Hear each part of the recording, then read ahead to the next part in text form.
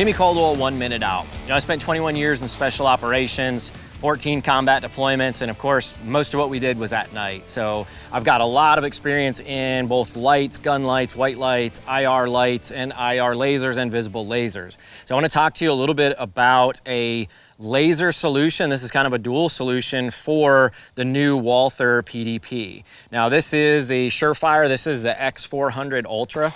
What this gives you is the ability to have a white light and to have a red laser. And it has a few different features on it with this switch down at the bottom where I can run dual. So when I turn this on, I'll have both my white light and my red laser on. I can have just my red laser or I can have just the white light. So it's got a few different solutions to it, which is nice.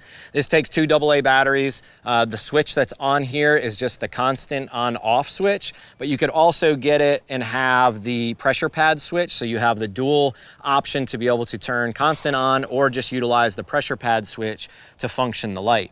Now, as far as mounting this goes, this one has the screw method. So all we're gonna do is mount this up underneath on our Picatinny rail system. And I wanna push this back as far as I can up against the trigger guard. So I go all the way back up against the trigger guard, find a space inside that Picatinny, and then we're gonna turn and crank this down.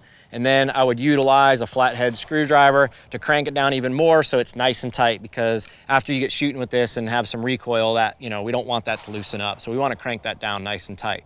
Now here in this mode, I've got the both laser and white light.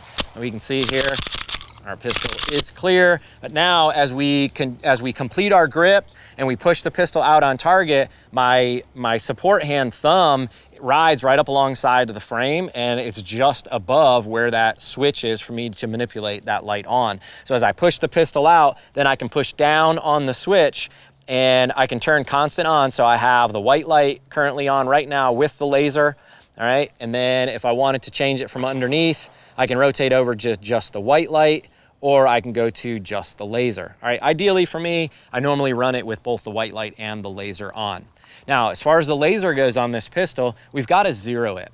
And my philosophy on zeroing any laser with, whether it's a pistol or a rifle, is I want to zero that laser to what I'm actually zeroed for on my iron sights or my red dot sight, whatever it is on my pistol. So for me, I usually try to zero my stuff around 20 yards.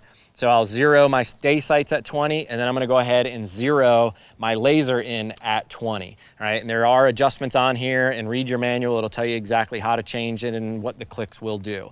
The one thing I will tell you from experience is, think about how small this package is, with this laser, and it's not very big, not a very elaborate system. So make sure every chance you get out to the range and just reconfirm it, and and make sure that everything stays zeroed, because you will probably end up taking this on off. So before you go out, just make sure that it's on there. If you get some time to just check your zero, make sure it's good to go before you go out there and carry it into a situation where you may need to use it.